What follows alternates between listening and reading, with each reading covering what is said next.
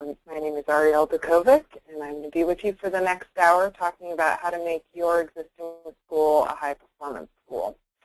So thanks so much again for joining. We're going to, I want to give maybe just one more minute, actually start at 11:02 a.m. Pacific Coast Pacific time. So hang on one quick second. Just want to give a couple more people the chance to join.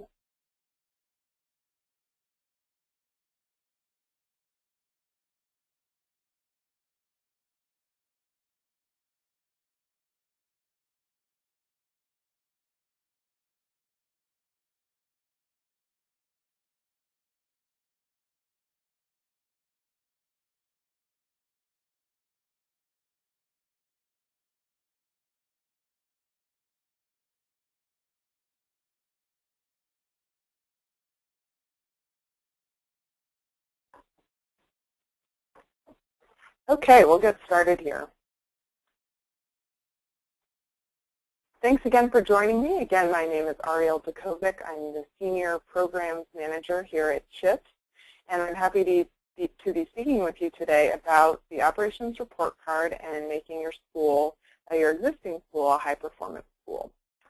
First, sort of housekeeping. Today's webinar can be interactive as much as you choose. So we do have the GoToMeeting control panel where you can ask questions through the chat function. So I'm going to really do my best to stay on top of the questions. I like to have them be relevant to whatever I'm speaking about. So I will definitely keep that box open if you want to ask me questions throughout the presentation. And I like to start off with a question for you folks so that I can know sort of why everyone is attending today. So if you can let me know why you're participating in today's presentation, either why this topic sparked your interest, how you heard about either the program, the Operations Report Card, or the presentation in general, kind of what motivated you to join us today. And then hopefully, I can address your specific situation throughout the presentation today. So feel free to chat me through the GoToWebinar panel. We are giving AIA CES credits today for AIA members.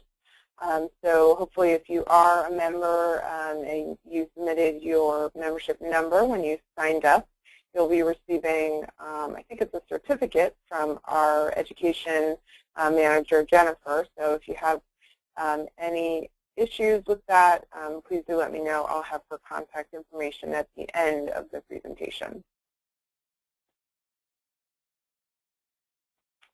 So here is what we're going to be looking at today. It is an introductory one-hour webinar on the ORC, and the learning objectives for the hour are to build some understanding of strategies for achieving energy efficiency through improving the learning conditions, including indoor air quality, thermal comfort, visual comfort, acoustics, and energy efficiency, to look at how to some solutions for creating better environments, and then generally to transform the green school movement by looking at new solutions. So that's what we're going to be getting through today. And what that actually looks like in terms of an agenda is we're going to start out with a little introduction to CHPS. I know we do have an Intro to CHPS webinar that we offer monthly, so I'm not going to get into a ton of detail because there is a lot of information you can get from that webinar, which will be offered since it's coming Thursday at 11 a.m. Pacific time. But we will go over a few basics. Then we'll talk about existing school conditions and kind of what are the main factors that we're interested in terms of improving the conditions of existing schools.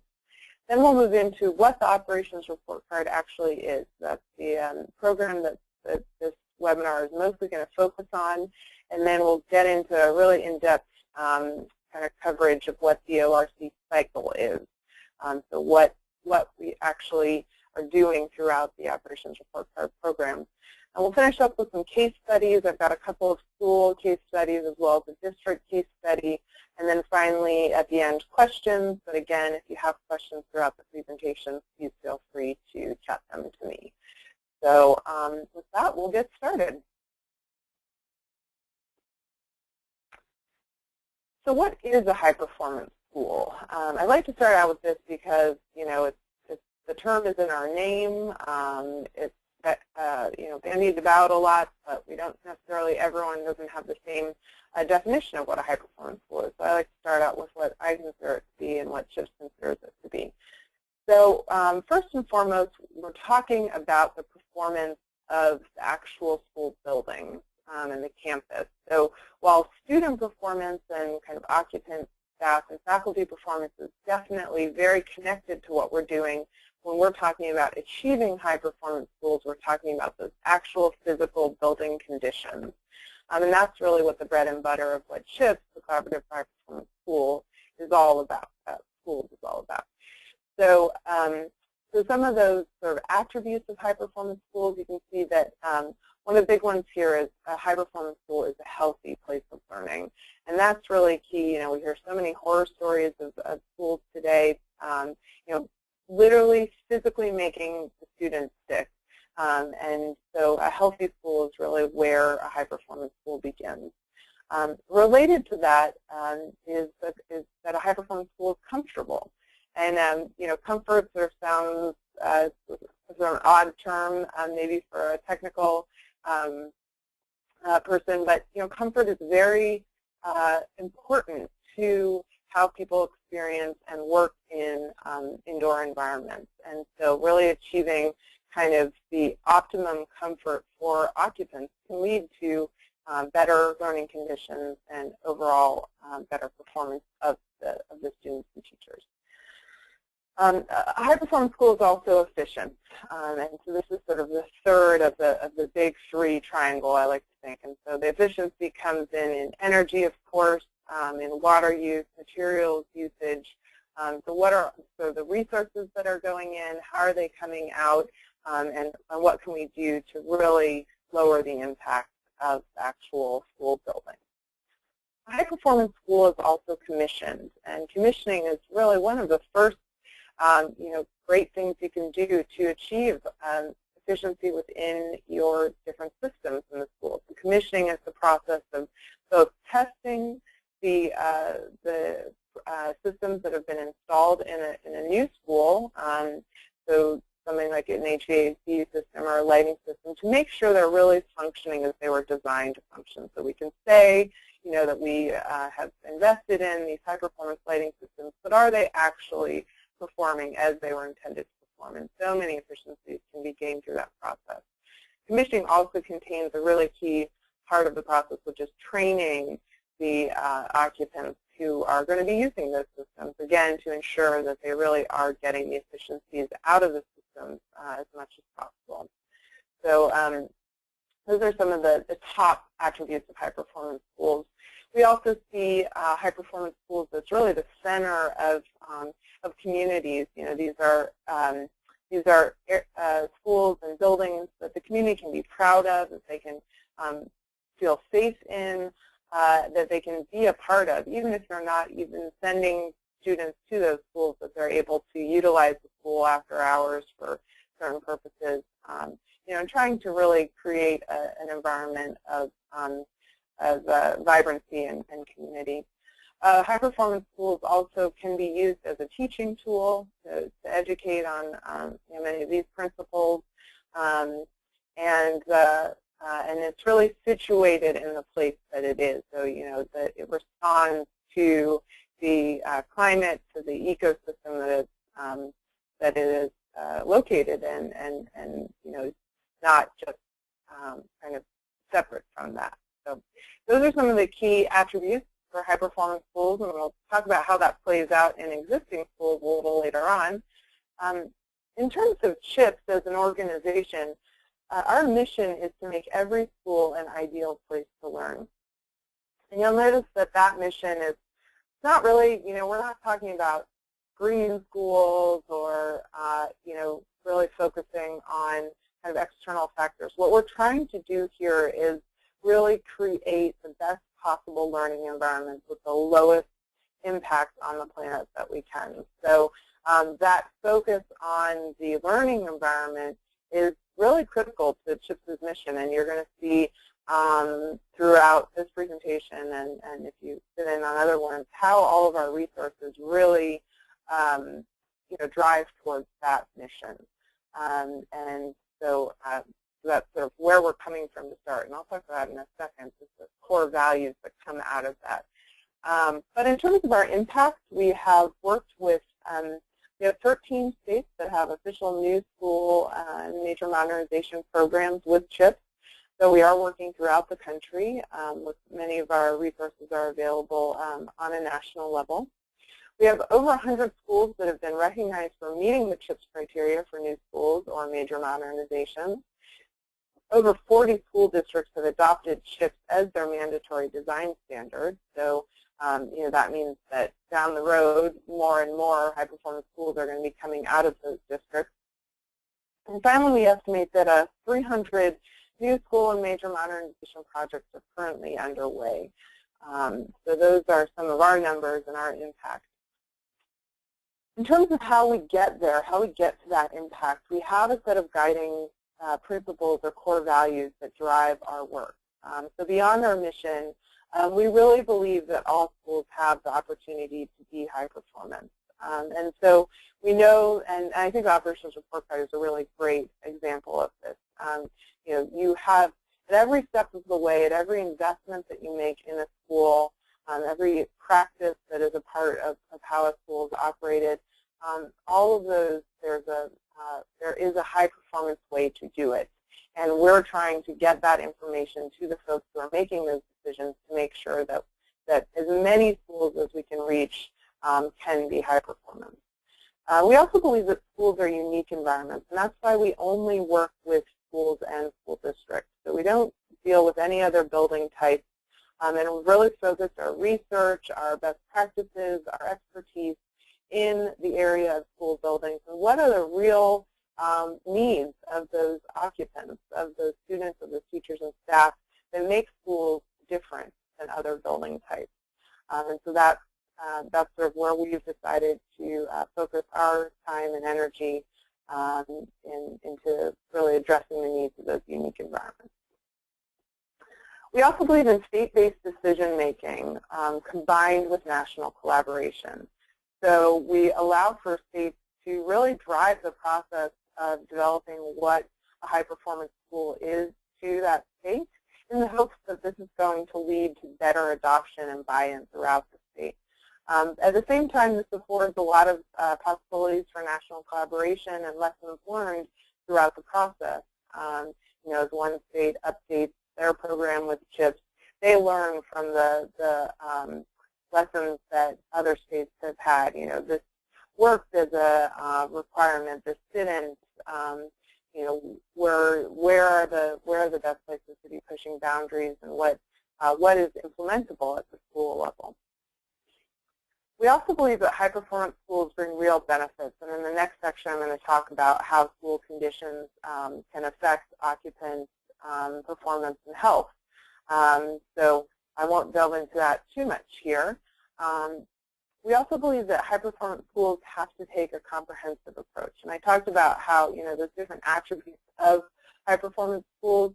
Well, we believe, and CHPS was really founded in the idea that we can't just look at one specific attribute and just drive home at that, because the school has so many different needs, and the occupant schools have so many different needs that just focusing on energy efficiency, let's say, really it can be a detriment to either the comfort or health of the students, and really needs to be a comprehensive picture of what the performance of the buildings are. So that's sort of another key value. And then finally, we believe that working collaboratively produces the best results for everyone involved.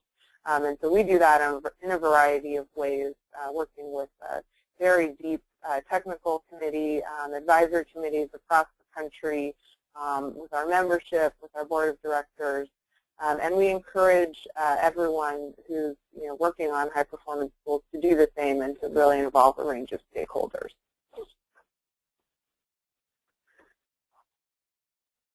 So for this presentation, I think that value that every school has these opportunities to invest in high-performance attributes is the key driver for what we're talking about for the Operations Report Card. So you can see all the different types of schools and school projects that might be able to utilize high-performance best practices, and we're really going to be focusing on that last one, the existing schools component.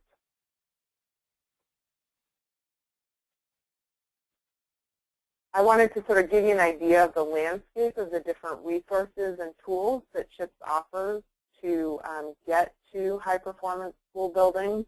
And so this is sort of a flow chart of the different types of projects you might have, and then the different tools that are available and recognition that are available through CHPS. And so for today, we're really going to be focusing on this middle portion of the roadmap as you see it here. So the performance benchmarking leading to the Operations Report Card with recognition for high-performance schools and high-improvement schools. So that's really what we're going to be focusing on for the next 40 minutes or so, 35 minutes. All right, so we're moving on to our next topic now, which is existing school conditions. So let's talk about those school conditions that are across the country. So a recent Parade magazine, I think this was sometime maybe at the beginning of the year, cited that 40% of schools in the U.S. are in bad to poor condition, and estimated that $271 billion would be needed to bring those buildings up to a decent standard. In California, there was a statewide report that estimated that California schools required $171 billion to bring up to a decent standard. So I don't know what the rest of the country is doing, but the numbers are big, is the bottom line. Another report from the American Society for Civil Engineers gave school infrastructures a D grade and has for many years now, which is on par with our roads and bridges across the country. So not a good story from the civil engineering side as well. At the same time, we see that there are many factors within a school that really drive towards specific outcomes with occupants, with students and teachers and staff. So you have opportunities to make decisions at the beginning of a school building's life. So when you're designing the school, the site and orientation of the building, the actual building envelope itself, and then the different systems that go into that building. And then there are factors throughout the lifetime of the school that also provide sort of influence into the building performance. And all of these things combine together to create outcomes. And some of those outcomes are learning, student learning, and student health, teacher health, and teacher satisfaction. And many of those outcomes are also connected to dollars. So the more students who are absent, the lower the average daily attendance of the school, which results in lower dollars. Teacher satisfaction can result in lower teacher satisfaction can result in lower teacher retention, which also results in dollars lost. So, so there's real outcomes connected to those very poor building conditions.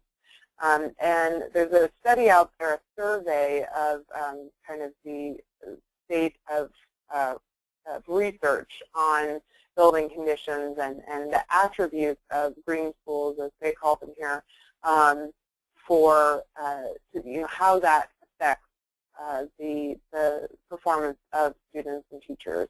And so this report really covers what is the research that's out there that shows the benefits of high-performance schools. So it's a great resource if you're looking for something that has really comprehensive studies. within it. So the 7 metrics that we're really concerned with when we're talking about, making schools an ideal place to learn and kind of the goals of being a high-performance school, there's really 2 categories of attributes that we're interested in. One is the attributes that lead to kind of those healthy, productive indoor learning environments. So what is the indoor air quality? What is the quality of the air that we're breathing? What is that thermal comfort, that comfort of the occupants based on the temperature and relative humidity? Acoustics, how well are people hearing? How easy is it to communicate? The visual quality or lighting quality within the space also can lead to productivity issues. And then there's the category of resource conservation. So what's the energy efficiency of a school? How much water is it using? And what is the waste stream comprised of? So those are sort of the 7 attributes that CHPS as an organization has really honed in on as being critical to both the performance of the students and staff, as well as the performance of the buildings in terms of resource conservation. So let's hone in on some of those, because I want to talk about, why these are important attributes to be looking at. And so indoor air quality is a great place to start. I think, we've heard a lot of sort of horror stories of the, asthma rates, just explosive asthma rates within schools. So studies have said that 1 out of every 10 school-age children has asthma. And it's the leading cause of school absenteeism. And so these, poor indoor air can, definitely aggravate asthma, and that children are actually a more vulnerable population than adults. They're more sensitive to the kinds of asthma triggers that happen indoors, and so we have to be even more kind of vigilant within schools of paying attention to what those asthma triggers are. And as I said earlier, those IAQ problems can affect student attendance and productivity, which obviously is bad for the kids as well as for the school. Having students that are kind of at different learning points because they're missing more or fewer days of school, and then also with the ADA, as I was talking about, rates. So indoor air quality is sort of the first place we go to immediately to kind of look at what are the indoor conditions like. So acoustics are an area that, again, is very important to school conditions. So when we're talking about CHPS, having this focus on school buildings, acoustics is an area that we have long been very interested in because of how critical it is to better learning environments. And so, if you think about acoustics, that doesn't really fit into the whole sort of green school idea.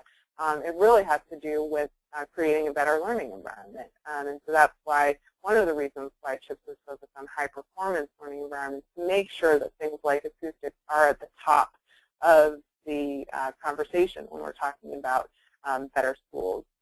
So why are acoustics important? Obviously, speech communication is a huge part of the learning environment. I mean, you're in the classroom, the teacher is there. That's why, that's why we have classrooms. And students, especially students who, maybe either have are ESL, so English as a second language, or have a cold even, they have a lot more trouble if they miss some part of the conversation. They have a lot more trouble connecting, what was supposed to be in that space than adults do. So again, we're talking about a more vulnerable population that needs special attention in this area. And so in some ways, we're actually creating hard of hearing students. There's been documentation that hard of hearing students can lag their peers in educational achievement, and we're creating these hard of hearing students by either putting them in conditions that are loud or they're distracting noises.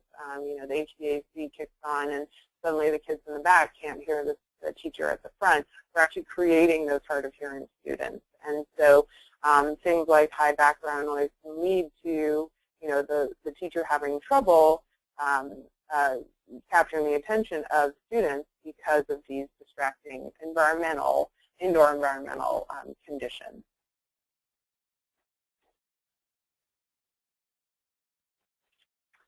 So visual quality kind of combines the performance aspects of indoor classroom environments. So, you know, how can we actually improve the indoor learning environment through creating kind of the ideal lighting situations. So when we're talking about visual quality, we're really talking about the interplay between electric lighting and daylighting if that's available.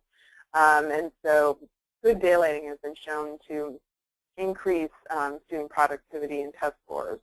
And that's one of the studies are referenced in that Green Schools report that I talked about. But there's sort of a double part of that. Is there, you know, the other side of that is that, you know, the more you can rely on the sun to, you know, light spaces, the less you have to pay in electricity. And so it's actually this kind of double whammy. If you can optimize your lighting quality, you really have an opportunity to both increase the experience and comfort and productivity of your occupants, as well as reduce those lighting costs, or energy costs, rather. And what we find with indoor air quality in general is that there's such a Goldilocks effect going on here. So, you know, it's like thermal comfort. You know, obviously too hot or too cold. You know, both of those ends of the spectrum are not ideal. And then acoustical quality, too loud is mostly the common, you know, what happens commonly. But too quiet can also happen if you ever walk into a space that is sort of overly dampened. It can be kind of weird and distracting, and, you know, private. You feel like you're not really able to have private conversations, although that doesn't happen as often. Lighting quality, obviously too bright, very distracting, hard to focus your eyes. Too dim, again, very difficult to see as well.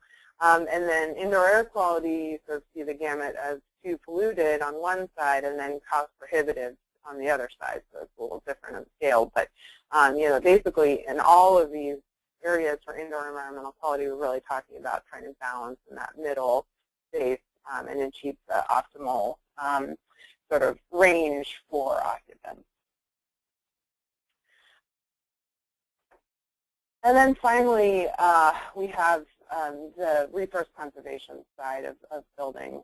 You know, I talked about these three areas that we're interested in. Well, you know, electricity use, these percentages are what percentage do buildings use of the energy that is consumed in the U.S. And so electricity use in buildings is 74% of all electricity is used by buildings.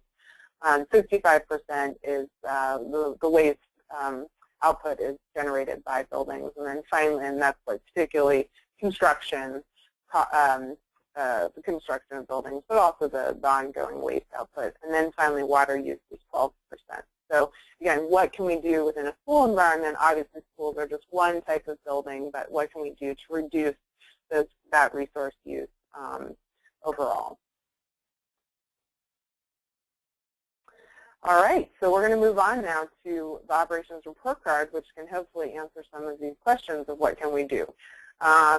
So we're going to focus first on what the ORC is, and then we'll go into the in-depth review of kind of how we do the process. So the Operations Report Card is a web-based software program that assists you in the benchmarking process of those 7 school-focused metrics. So again, we just went over kind of those 7 metrics. They're going to come up again and again in this presentation, and hopefully you've gotten an idea of why we're focusing on those 7 metrics. Through the Operations Report Card, one of the things that you're going to get is an easy-to-understand building performance score. And that score, you're able to not only look at it for the individual school, but if you're doing multiple schools within a district, you're able to see and compare relative to each of the schools, what those scores were, and be able to prioritize then based on those scores. The program helps to build systems knowledge, so understanding, what systems are working. It's kind of a validation system in some ways. And you also get actionable improvement recommendations that are customized to the data you put into the software program. And then finally, we want people to be using this to develop outcome-oriented plans. So you can say, okay, here are the scores we got. Here's what, as a district, we're really interested in indoor air quality and really making that the key to kind of our learning conditions. And so we're going to double down on that and to really have the outcomes, have the actual performance of the building drive what the investments are. And that's kind of the key to the improvement, overall improvement part of the plan. So again, it's an online subscription service. So you basically subscribe for a year, and you get the keys to the tool for one school. And the program will guide you through the key benchmarking steps. And so those 5 benchmarking steps are gathering school-wide building systems data, surveying your faculty and staff. There's an occupant survey component, collecting in-classroom measurements, completing the Energy Star portfolio manager process for the school, and then finally performing water fixture and waste audits if you are choosing to do those 2 modules, which are currently optional. So those are sort of the 5 data sources for getting those scores, and we're going to walk through each of those and sort of how you do each of the processes, but I wanted to give you an overview so you sort of have that going forward. So we have sort of a variety of scenarios that we've seen different schools and districts utilize the ORC for, and these are sort of the most common ones. One is just basic benchmarking. We want to know how our buildings are performing, and we want to have a way to do before and after type measurements. Being able to prioritize small capital improvement, large capital improvement funds in a way that really responds, again, to those outcomes that you're looking for. And using this to develop the need and support part of the case for local school bonds is another way to use the ORC. I talked about the before and after measurements. And then validating the actual performance of schools. So this could be high-performance schools that have gone through that design or modernization process, and now are saying, okay, it's been a year, we've occupied it, we want to know how well is the school actually performing. And we also think this complements facility condition assessments. So you can do the sort of condition indexes or indices, but what are the actual performance and what's the occupant kind of response to the building as well. So it's kind of a nice dovetail with that. What you get with the ORC is a report card with that easy-to-read score.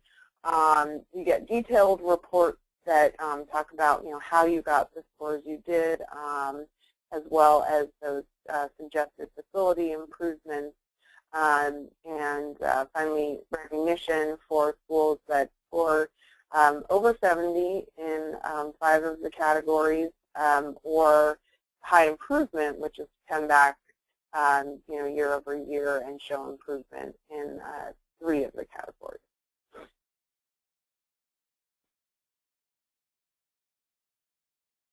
So that's kind of the brief overview. Now we're going to talk about, really get into the kind of nitty-gritty of it here. So if you've got questions, please send them my way. Keep an eye on those, on that chat function, so do let me know. So the ORC cycle is sort of how we've conceived of the program sort of flowing. And so we're going to get into each of these: engage, benchmark, plan, and improve.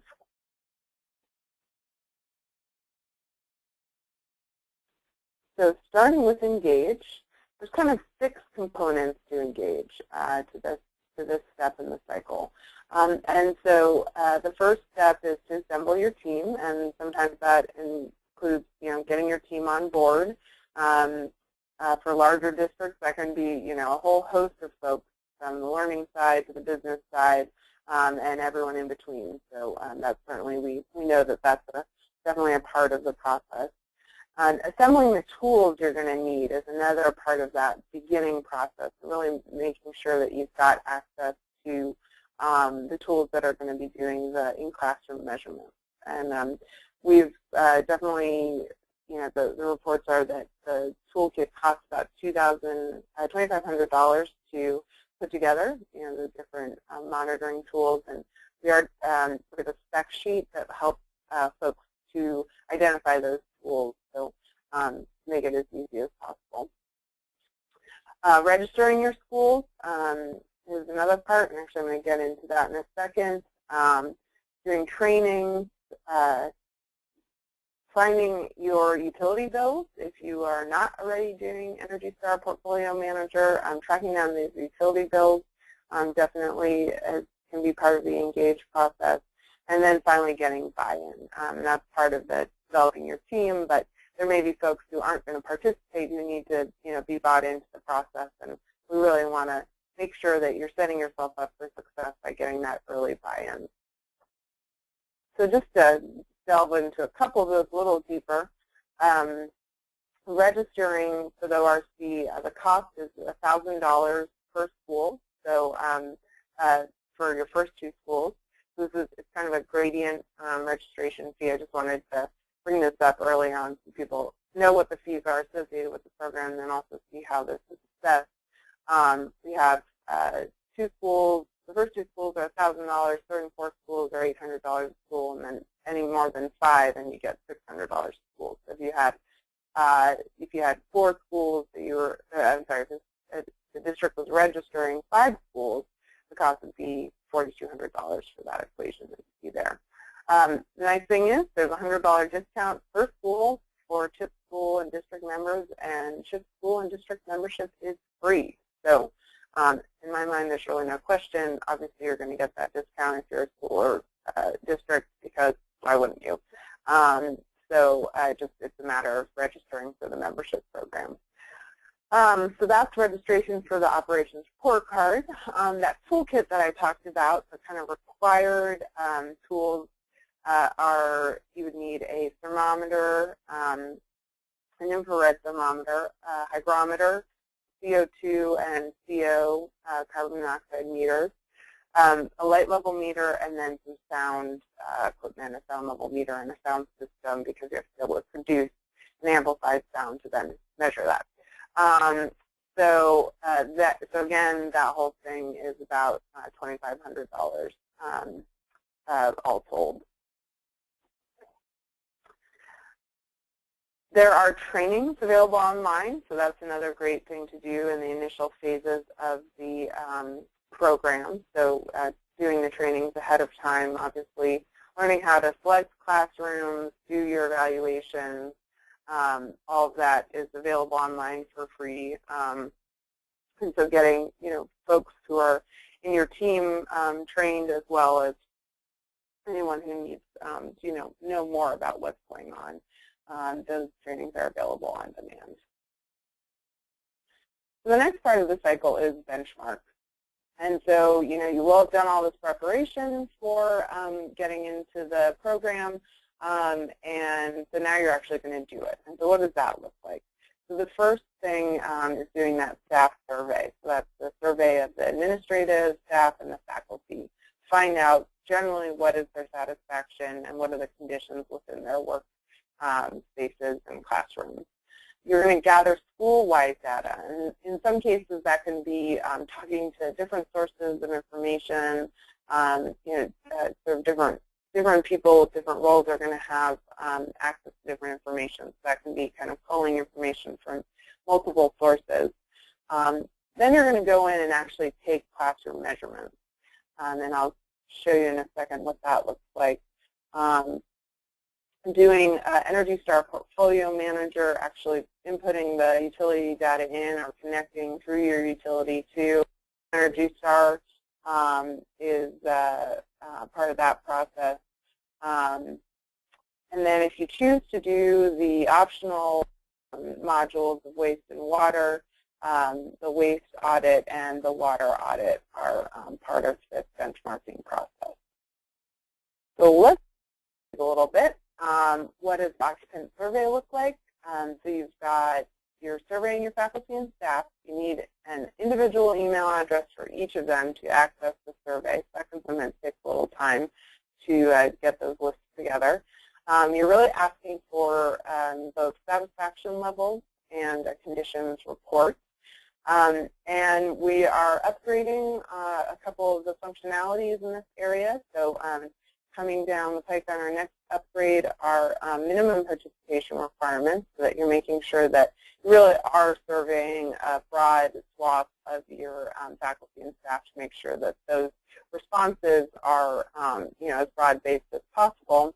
And then the survey has also been revised to take less than 5 to 10 minutes. In fact, we're thinking it's probably about 5 to 7 minutes at this point to complete, so that it isn't a burden on your staff to do. The next part of the benchmarking part of the cycle is to do that Energy Star Portfolio Manager. I mentioned this. It's very intuitive. It's a free online tool. It's a great way to compare your school to typical similar schools and see how you're doing in energy performance. And then sharing that energy data with CHPS is really easy. It's like a couple of clicks. So you it's a great way to interface with this nationally recognized tool, as well as get your score for energy, which the CHPS, for the Operations Report Card, the energy score is based on this Energy Star Portfolio Manager score. The next part of benchmarking is to collect school-wide data. And as I mentioned, you may need access to building plans or staff with detailed knowledge to get this data. So it's in a variety of areas, different systems within the school, just building a picture of what are the conditions and systems that exist. And I mentioned those in-classroom measurements. So you've heard about what are the tools that you need, and you actually would go in and use those tools to take the measurements that you see here. A variety of measurements in each of the 4 classroom condition categories that we've talked about. And the classroom selection, those are based on HVAC types. So you're doing 1/4 of the classrooms and drawing them from the different HVAC types to make sure that you really are getting a comprehensive picture of the campus. And then finally, for finishing up the measurements or the data collection, you do a waste audit to characterize the waste stream from the various types of waste containers that you have at the school. And then doing a water audit, which is basically counting fixtures and determining flow rates. The final part of the sort of second step benchmarking is actually getting that recognition that I've been mentioning. So either doing, from the outset, the first time you go through, if you get above a 70 in 5 of the categories, you do get that high performance school recognition. You can see the banner that comes along with that recognition to the right there. If you've done it multiple times, you can get and have improved in 3 or more categories. You can get that high improvement score. And then finally, Energy Star has its own national recognition program. So if you get a score above 75, you can also be recognized. So it's another good nationally recognized recognition program. The final, or rather, the third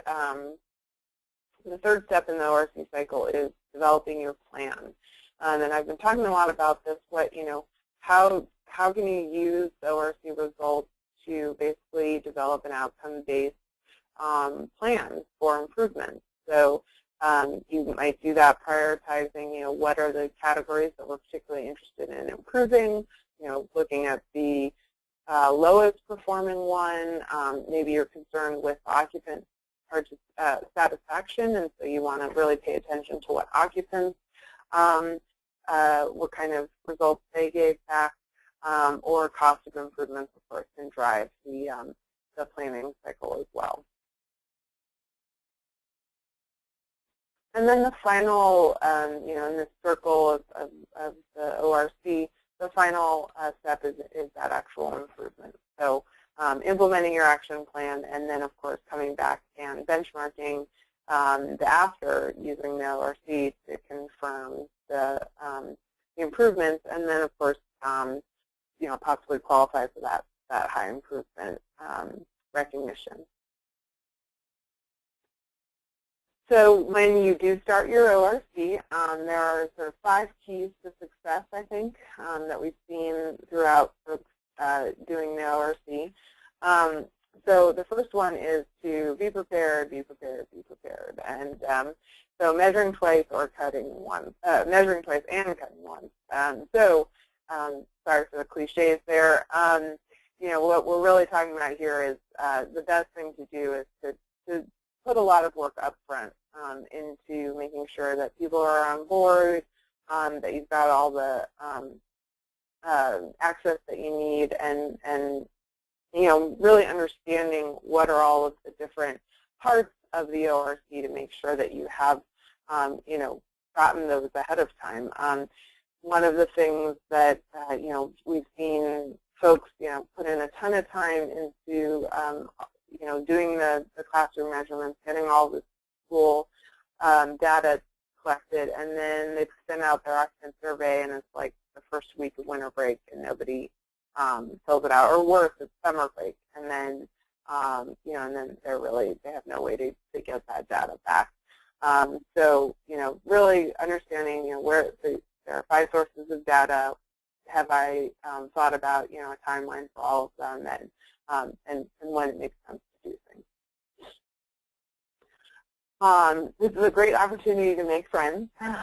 So whether it's with the principal of the school, if you're at the district level, or if you're, with a firm who's coming in to provide this service, the principal is really key to a lot of the data that's going to be coming in. So whether it's encouraging his staff to fill out the occupant survey, getting you access to things, the principal can be really key to the success of an ORC at a specific school. Energy Star Portfolio Manager is, a bit of there's some time that needs to be given to complete that program. So, getting an early read on that, if if the school hasn't participated in it or doesn't have access to its utility bills in electronic form, or the utility doesn't have a way to connect with Energy Star, that's what's going to take more time. So knowing that up front and being able to invest the time in that up front is just going to lessen the headaches down the road. Getting the keys, the access to the school is no joke. If you're in after hours and you don't have keys to a certain room, that can be really frustrating because it just adds time to the process. So knowing that you're able to get into certain classrooms, and then sometimes you need to get into adjoining spaces to do the sound transmission measurements, that kind of thing, really making sure that you have that good relationship with whoever has the keys is going to be key for that portion. And then finally, every email address is a special snowflake. Seriously, we've had issues with schools that don't actually have an individual email address for every single one of their students, their faculty and staff. That they've got listservs, they have no idea how out of date those are, and we really do need at this point an individual email address for every staff member that's going to take the survey. So again, it can be overcome. It can be a time sink if you haven't thought through that initially. So that's the 5th key to success. And so with that, we've got about 10 minutes left here. I haven't seen any questions come in, which means that I must be doing an amazing job at answering all of your questions. So we're going to spend just the next few minutes looking at some case studies that maybe will cause you to have some more questions. So our first case study is River Valley High School. And River Valley High School was one of our pilot schools, actually, back when the ORC was just getting started. It's located in the Central Valley of California. They have about 13,000 students across the district, and this particular school is a high school with about 1,500 students. And the school is about 8 years old. So you can see the report card that we got back. You know, they did well in the 5 areas that they measured and got their scores in. So you can see that, especially in energy efficiency and acoustics, they had good results. And they had some minor IAQ problems, as well as they were surprised to find that the light levels were low in many rooms. And so this was a great example of kind of the systems being confirmed that I was talking about, validating the performance system. So, you know, they had light levels and that issues, and so they went back to their architects and said, you know, we got to fix these. And so now they have kind of a blueprint going forward of what works in terms of their lighting systems. On the other side of that, kind of the positive validation, is that they had new EMS systems, and they, you know, were happy to see that those were working as intended. You know, and they actually had some very kind of low-hanging fruit improvements they were able to make. They found that actually some of the air vents had been screwed shut, and they just simply had to go unscrew them to up the amount of fresh air that was coming into the rooms, into the classrooms. So some easy wins there for that school.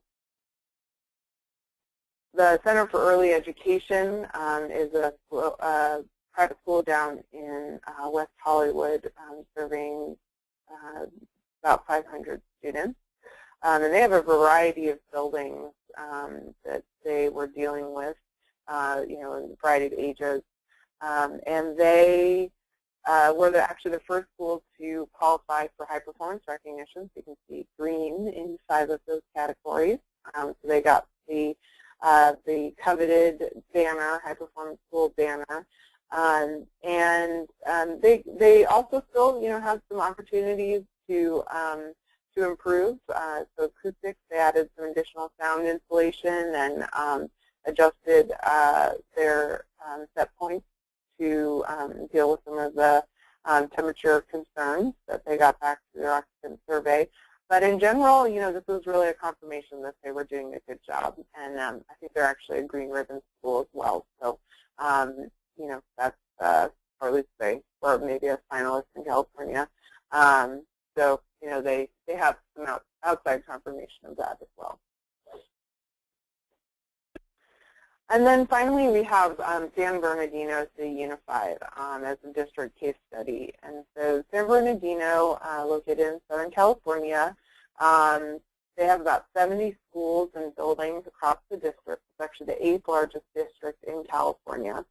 Their goal was to use the ORC as a benchmark for their bond program that they passed a bond, I think, a year ago. And so they were applying for state bond funds and also for utility incentives. And so they have 13 schools that went through the Operations Report Card. There are also similar schools. They have one central building with a central mechanical system.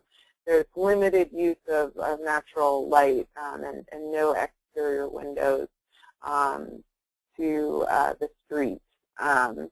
And so they got back their scores, and they had kind of 2 different types of schools that came back. So one is these older schools where the energy efficiency was actually pretty good, and the acoustics and indoor air quality were also pretty good, but then really bad thermal comfort, just, you know, kind of really uncomfortable conditions. And you're often going to see that, or we often see that, kind of the high energy efficiency grade tied to a really poor performing thermal comfort grade. And you can imagine why that is. You know, you've got just the HVAC systems that are performing really sort of poorly. They aren't using a lot of energy, but you know, you're left with occupants that are pretty uncomfortable.